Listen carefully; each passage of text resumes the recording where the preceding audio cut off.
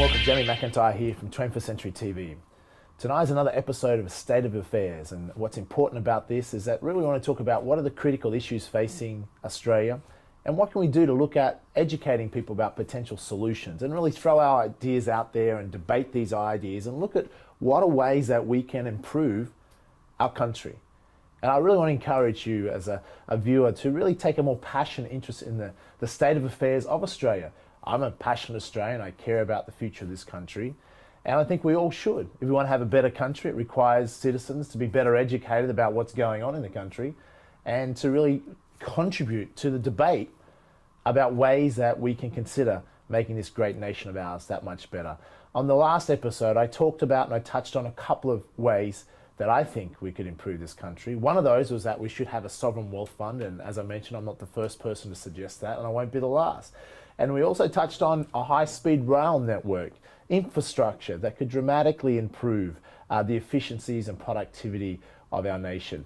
In tonight's segment, I really want to touch on a few other ways that I think, I've come up with that I'm passionate about, that I think can make a significant difference, and other people as well. Now, what I really want to talk about, first of all, one way that could improve this country tremendously is having a fast broadband network.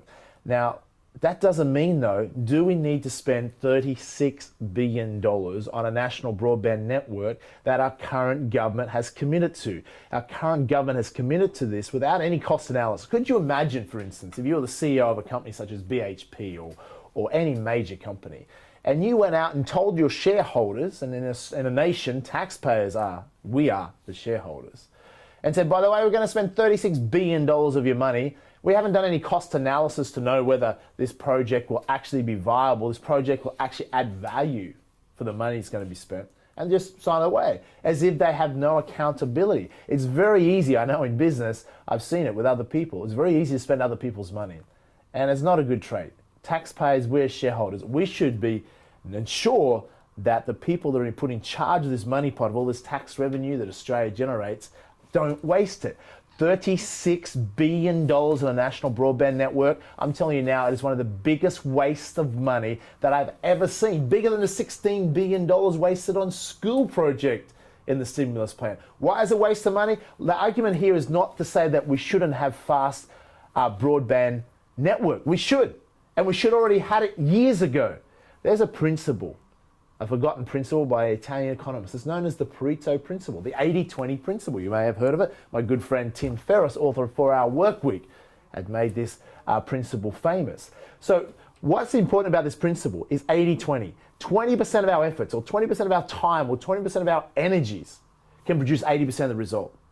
And if we apply that, where 80% though, often time, money, and energy, only produces 20% of the result. So obviously, if you want to be efficient, we should focus on the 20%. Here's what I'm suggesting.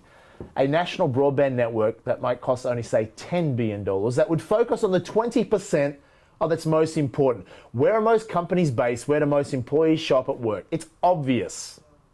They show up at work in CBD locations in capital cities around Australia. The 20%, we could build a national broadband network, and should have had it done years ago, fast speed internet for the CBD capital area cities of Australia, which would take care of 80% of the productivity required in Australia, and it costs less than $10 billion. That's smart use of money. $36 billion to connect every home in this country to a fast broadband network. What, so people can download videos? Is that what we want to spend $36 billion on? Fast downloadable videos? Does that add to any productivity, any efficiency output of this country? It's a complete waste of money. How's this though? NBN company already knew from some surveys done that no more than 25% of you consumers, taxpayers, would even use the highest speed on the national broadband network because we simply don't need it for our homes. So only 25%. The uptake of NBN in the areas that they've trial tested already has been so low. It's a complete waste of money. Yet this government will still not provide a cost-benefit analysis. That is disgraceful. Let's move on. I've also suggested for some time that the top 4 banks, which now control 80 to 90% of the mortgage market, need competition. The government panicked. Back in the credit crisis hit, they allowed CBA to acquire Bankwest, They allowed Westpac to acquire St. George. The fifth and sixth type size banks, which could have been formed and allowed to merge together and create a fifth large bank, were allowed to be gobbled up by two of the biggest banks, CBA and Westpac, in this country. That's not smart. And as a result, now they control almost 90% of the housing mortgage market in this country. Little competition. Here's a solution. I suggest turn Australia Post into a bank. Why not? They did it in New Zealand. Hey, if the Kiwis can do it, surely we can do it. Think about the infrastructure. The retail outlets are already there. Australia Post already has it. Australia Post also needs to improve and diversify its income streams.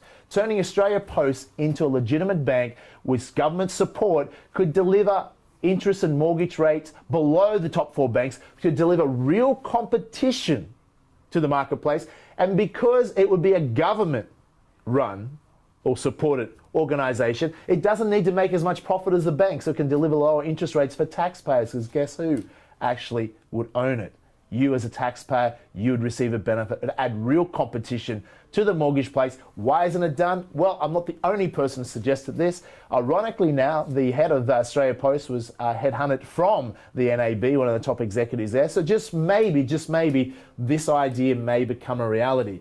Next issue I want to talk about, which one is I'm very passionate about, is eliminate payroll tax. Now, as a viewer, you may not even be aware, what's payroll tax? How does that affect you? Well, it probably doesn't affect you, but I can tell you who it does affect. It affects companies and employ people. Payroll tax is one of the dumbest taxes ever invented. Let's think about this. Most companies, you don't realize, they pay your salary if you're an employee. They then have to pay PAYG tax on top. They then have to pay 9% superannuation tax on top of that.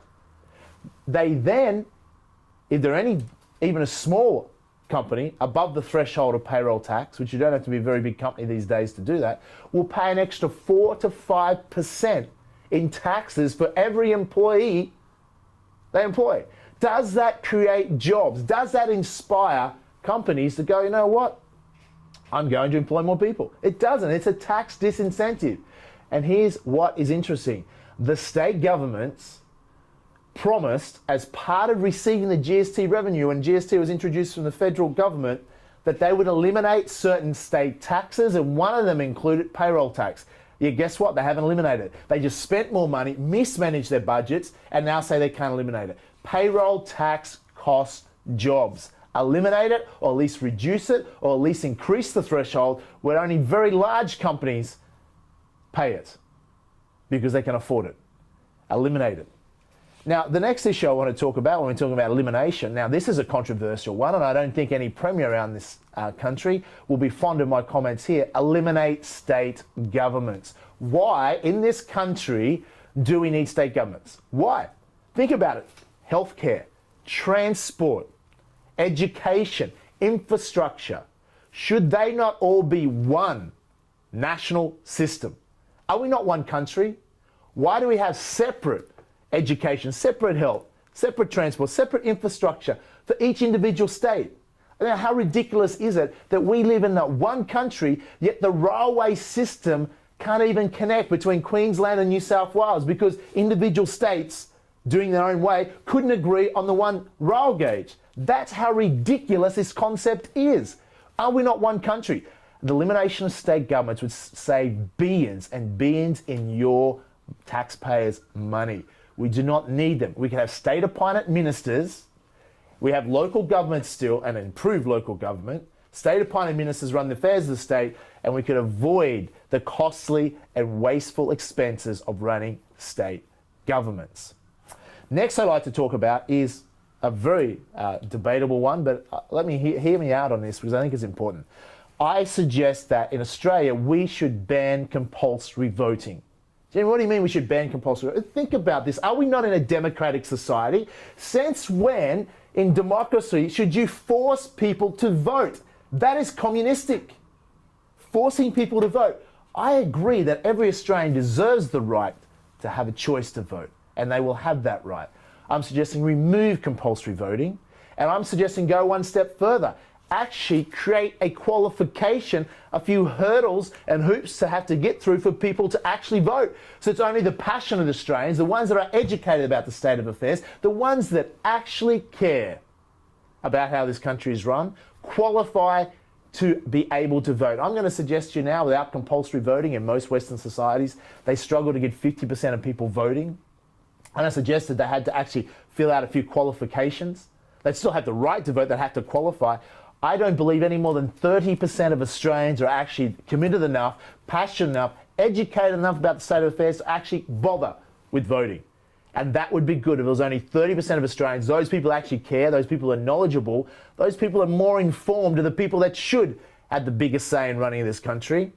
And therefore, what we would eliminate is politicians being able to bribe the public, be able to mislead the public, because politicians would now have to do some straight talking and talk about the facts, because they know those 30% of voters, those 30% that are going to vote, are those that are educated and well-informed and will not buy the BS. They'll have, quote, good BS detectors. Would that not create better democratic society? Would that not create better democratic policies and better policy debate? Because right now we have in a country where many people don't know who they vote for. They vote for who their parents voted for, who are swing voters, or vote because they have voted to. Let me check this out and see if I'm on the right spot here with this. Let's say then, if you're going to force people to vote, give people a true option. Have an extra box. You want to vote Labor? You want to vote Coalition? Or third box, I don't want to vote for either of the major political parties because both of them are incompetent. I can tell you now which box would get the most votes. So if you're going to force people to vote, give them a true choice. Otherwise, let's just get rid of compulsory voting. It's a democratic society. It's a right that people should have the right to vote. Sure, they should be encouraged to vote, but make them have to qualify and make them have to be educated about the state of affairs so we have informed voters. With informed voters, you will have more informed politicians and a better run country. Inept voters who don't know what they're doing, elect inept leaders, political leaders, and you have inept government. Make sense? So, compulsory voting, out the door. Leads me to the next question. Number 7, to change this great country of ours, create a new political system. Now, people say to Jamie, you're passionate about politics, why don't you go into politics? Or why don't other people go into politics? You know, let me tell you a reason why.